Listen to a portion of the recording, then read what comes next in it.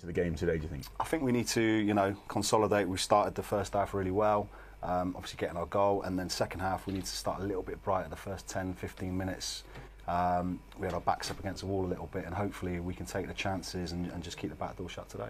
Just a quick word about the opposition. Sunderland are in great form at the moment. What sort of game are you expecting today? They carry a huge threat, to be honest with you. So, you know, they're very good at set pieces. The front three are really lively as well. So I'm expecting a tight game, but hopefully we can be, you know, compact and well organised and hit them on the counter.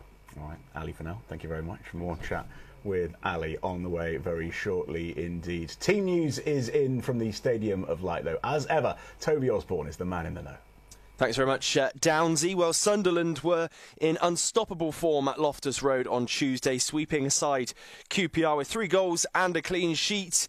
Any need for changes today for Tony Mowbray's side? Apparently so. 3 across the midfield. Defensively, they remain the same. The experienced Danny Bart alongside youth and former Arsenal man Ballard. He keeps his spot in there. The only survivor from Loftus Road on Tuesday in midfield is former Manchester City protégé Patrick Roberts. Bar 09 and Alex Pritchard drop out. In comes PSG loanee Edouard Michou, Dan Neil and Manchester United loanee Amad Diallo. Those changes demonstrating the talent that the Black Cats have in their ranks at the moment. Up front, Leeds loanee Joe Gelhardt, who has played 15 Premier League games already this season, and inside him, Jack Clark. The 3 replaced in the starting 11 drop down to the bench. Nigel Pearson makes 2 changes to his starting 11. Sam Bell and Mark Sykes come in for Harry Cornick and Andy Vyman for another new look front 3. The rest of the starting 11 is the same, but just 5 survivors from when these sides faced earlier on this season. A back 4 of Pring, Atkinson, Viner and Tanner. The latter looking to keep cementing his place amidst the looming return of Kane Wilson. James and Williams holding with Alex Scott in a more advanced position. An assist for Mehmeti on Wednesday, and he hit the post as well. Could he find his first Bristol City goal today? A very strong bench as well, Downsy, that includes Andy Vyman, Harry Cornick, Naki Wells and Thomas Callas. Great stuff. Thank you very much, Toby. Thoughts on the team then, Ali? Yeah, it's a strong squad. I'm excited to see Sam up top, but obviously Mehmeti coming in as well, so it'd be really good to see. We talked just very briefly about Sunderland currently occupying that all-important top 6 spot. They're in a great run of form at the moment. They come into this one off the back of 3 victories. Yeah. Does that just fire the boys up more? I think so. You know, you go into a team that's in form, so you know you're going to be on it, and it's going to be a challenging game. But you want to play in these types of games. You want to play against the top 6 teams. You want to have a good challenge. But like you said, Roberts, Diallo, and Clark in their team. But surprisingly, they have changed their midfield on the back of a 3-0 win. So it'll be interesting. Just more of a challenge for us to get our teeth into. Who are you personally looking forward to seeing play today? Obviously Sam, but I think the whole team have done really well. I'm looking forward to seeing them all, especially the back 4 with Max in goal. Obviously looks solid at the moment. The midfielders seem to have a great partnership as well, and like we said, the 3 up the top have caused problems for any team. So looking forward to the whole team, to be honest with you. Yeah, and the top 3 things that we need to do today to bring all those 3 points back, do you think? I think, you know, play with the quality that we have in possession, look after the ball. Out of possession, we need to make we're solid, hard to break down, and we need to stay switched on from set plays. But, you know, let's go and enjoy it. Let's get pressure on them, front foot, exciting, attacking football that we like to enjoy at Ashton Gate. Predicting a win? Yes. Of course he is. I think he'd probably be sacked if he wasn't. Right, very good. You are watching Robins TV. Time for us to step back into our time machine now and look back at some classic games in Sunderland. Some great strikers here, including Andrew Cole, Kevin Phillips and Milan Djuric. Let's take a look.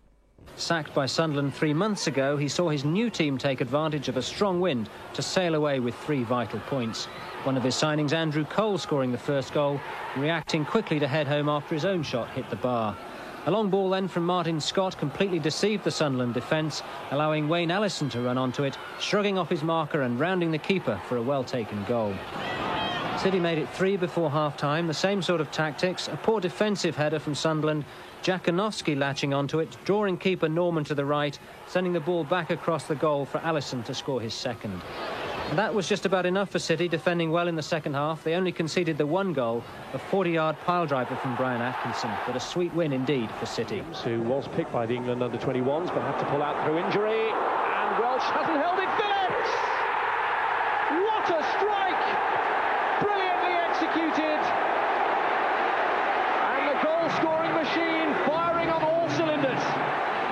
finishes, going away from goal on the left foot, bang, top corner. Aimed here towards Dicchio, and it's reached him, and Phillips again off the underside of the crossbar. Another rattling shot from him, and this one goes wide. Phillips dropping deep, and through goes Dicchio again, and was Dyche's challenge unfair? It was, the penalty's given. Kevin Phillips, 1 goal already.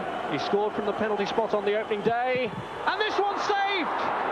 Oh, what a scene. Bell. Anderson. Oh! What an incredible goal!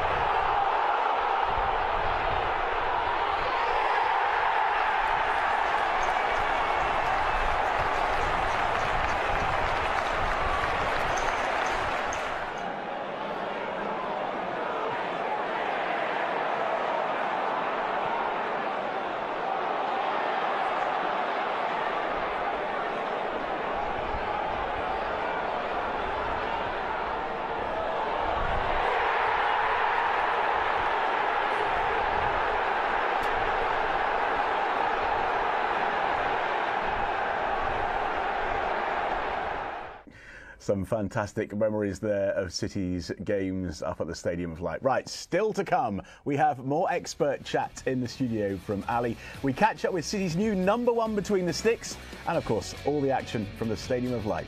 Stay watching with us.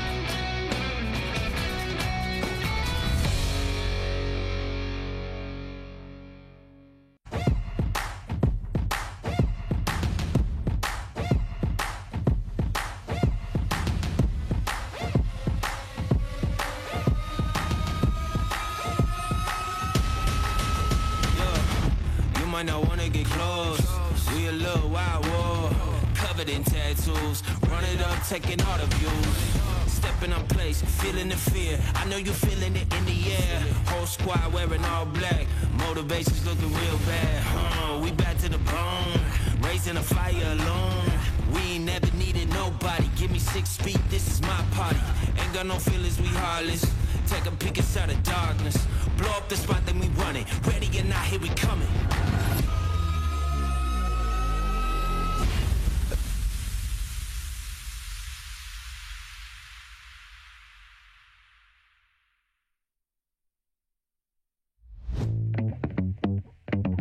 So we've got all this outdoor space here, and it's perfect for companies to come in, whether they're small or large. So we cater for maybe a team of 12 or a team of 800. They can come here, have a really positive experience, and be rewarded for all their hard work in the office or whatever industry they're from.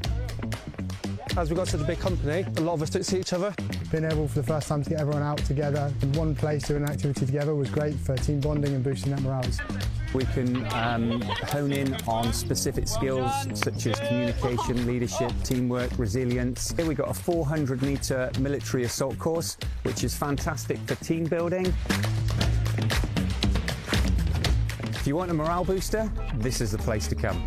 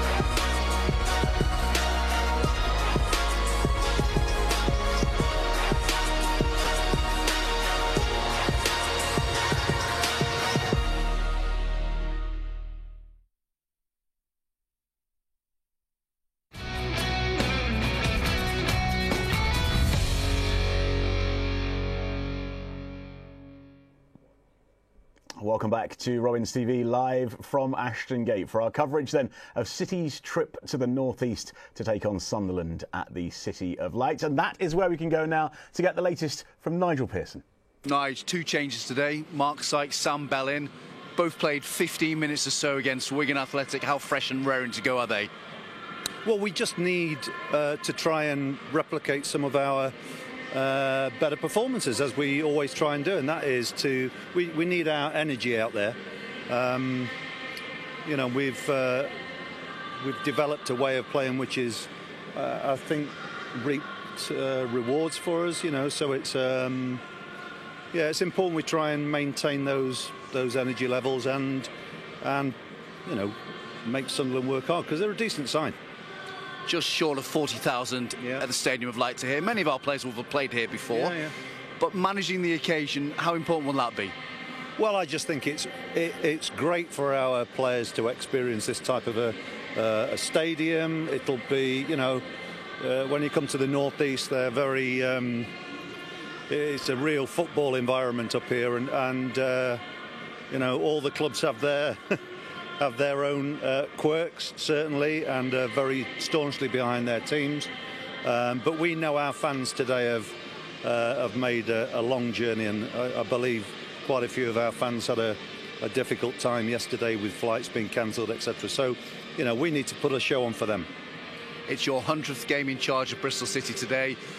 How encouraging it would be to extend our unbeaten run to 11 matches. Yeah, it's just about the team. It's about us trying to win today. Be a tough game. We unfortunately lost at our place early in the season, and I thought we were a bit unlucky in some ways on that day. But again, it was of our own making too. So let's just see how far we've come today. All the best today. Yeah, cheers, thanks. Nigel Pearson chatting to Dave Barton there. Nigel talked about, you know, football up north. Do you think there is a north-south divide when it comes to football? No, I don't. I think every club has their ways or their beliefs and stuff like that, and I think it's just the northeast have been quite successful, I suppose, with, you know, that football culture. But hopefully the Southwest win this one today. Yeah, the conditions up there, we saw, it's that horrible drizzly rain that just gets you wet real quick. Do you think that sort of suits us or not? Well, it'll make the pitch quicker for us, definitely, so it'll help definitely our passing game, us moving the ball across the lines, but I think that's a normal summer's day up there, to be honest with you. Isn't it?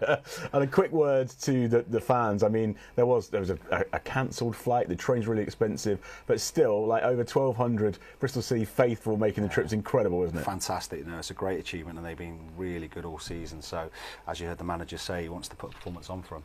Very good. All right, Ali, thanks very much for now. Next this afternoon, he's City's new #1 and he's enjoying life at the top of the goalkeeper tree. Max O'Leary has been catching up with our reporter Dan White down at the Harbourside, with conversation turning to Max's first taste of the first team. So, still 17 when you were called up to a matchday squad for the first time. What was that? What was going through your head? Still a teenager? Yeah, I was still at school, actually. I was in a lesson, I had a look at my phone after, and I had about 5 missed calls from Ali. So I had to give him a call back and see what was happening. And yeah, I was needed that evening to go and be involved in the game, which was, yeah, all a bit weird. So trying to sort out how I was actually getting to the ground was one of the hardest things, I think. So what's bizarre really is that was 10 years ago, Max. Yeah. That's crazy, isn't it? I mean, the manager at the time was Sean O'Driscoll.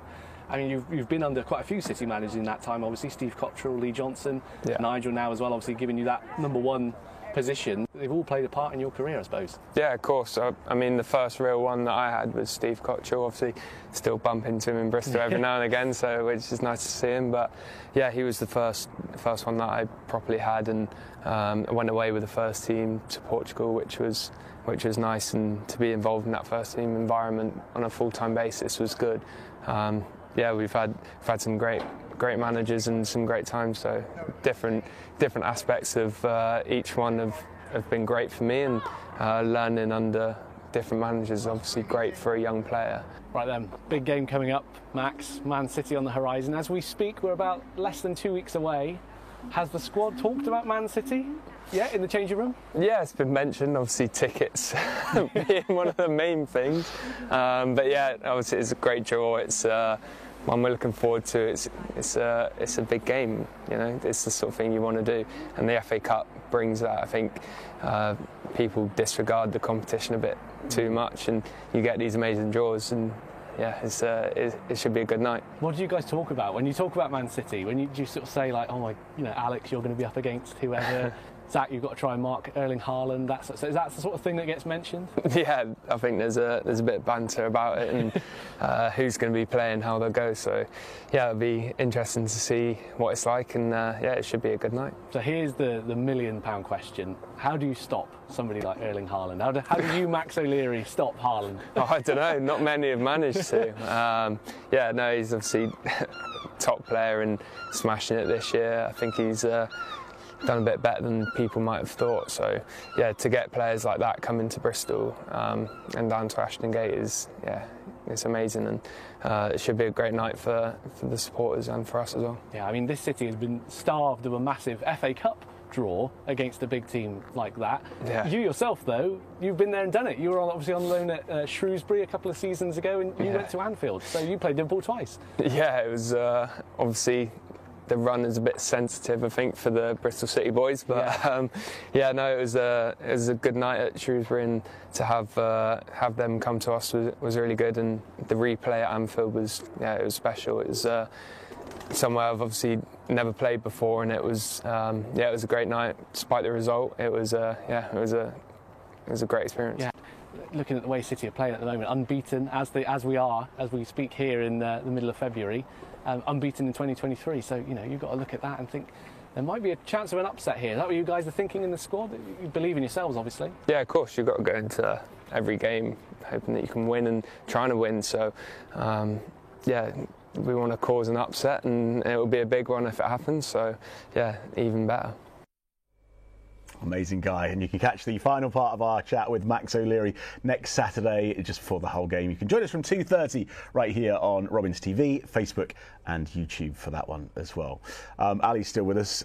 You heard Max there talking about that famous story. Worked with him since he was 17. What a guy. Yeah, no, he's done really well, and he was always coming through the academy. We knew he was going to be, eventually a Bristol City #1. He's had to be patient with it, but he's worked tirelessly behind the scenes. And he's had really good coaches working with him, and managers giving him opportunity.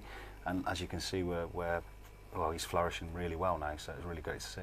It's a skill in itself, isn't it? Biding your time like that, sitting on the bench, game after game after game. I can feel that pain with him. He used to sit in the seat right by where I stand in the tunnel, and actually being able to control almost the mental side of that it sort of shows his strength of character. Yeah, no, he's a really intelligent lad, and he's very, very calm and composed. And he knows the bigger picture. So he knew he had to take his time and wait and be patient. But I'm really pleased he's had his chance now, and he's got that #1 shirt, and hopefully he keeps it for a long time. The psychology of football these days is so important. Back in the days when you and I were, not that I ever really played football, but it was a different game, wasn't it? And now actually getting mentally in the right place and making sure everybody's aware of their own mental health is so important. Yeah, it's massive, and we have a huge part of that at the academy, the psychological block that we work on with players, and it's not just the club, it's the parents we work with, and everyone there. So it's really helped with Max. He's like you said, he's a fantastic person as well, very calm, and it shows in his goalkeeping. Like he is on the pitch, he is off the pitch. He's very calm and calculated, and you see that in his play. And you can see the boys warming up here. What's going through your mind then as a footballer when you're at this sort of stage at the game, about 9 minutes to kick off? I think that, you're ready, you're getting yourself prepared, you remember what was discussed in the meetings that you've had all week. Training would have been built up towards this game, and you just want to go out and play. You can't wait, really. Rob Atkinson there, I mean, man of the moment. Who knew that so many goals were in one man? There you can see Mr. Mehmeti, who I'm sure is going to be fired up for this one. What sort of character is he around the training ground? Yeah, really, really calm, really quiet at the moment. Obviously, he's just come in, but he's a humble guy. Goes around his work honestly. So no, he's a good addition to the squad, definitely. He didn't sound like I thought he would. I don't know what that means. I can't explain what that means. But when I first heard him speak, it wasn't what I was expecting. No, a few people have said that to me as well, and I keep saying Moretti as well, so I've got to work on that. Messi, I've heard a couple of times as well. Even better. Which is absolutely amazing. Okay, so back to today then. Stadium of Light. I mean, you know, it's an intimidating place to go. As we talked about that north-south divide before, it's a big stadium. Obviously a big team. How do you cope with that, going back to that sort of mental health side? Yeah, I think you're prepared for it. I think it would have been discussed in meetings all week. You know, it's a fantastic place to go and play your football. Big crowd, but can you keep them quiet with our style of play? And can we limit their opportunities and just build ourselves into the game? If that means we drop off at times and we soak up the pressure, but then we hit them on a counter, then so be it. But I'm sure the game plan will work well today. So talk us through what you think that formation will be. Who's fitting into where with today's team sheet? Well, I think the front three will go and occupy their back four. Our midfielders will get right up against them. They've got a 4-2-3-1, so we've just got to be aware of their rotations with Clark and players like that, but keeping them quiet. And like we said, can we release our centre-backs, as we see Rob driving them with the ball all the time, because looking at it, they've only got one centre-forward, so there'll be time for our centre-backs to get on the ball and create the play. Pinch points today? Managing the game, managing each half really well, making sure we're solid at set plays, but also, you know, taking the game to them as well.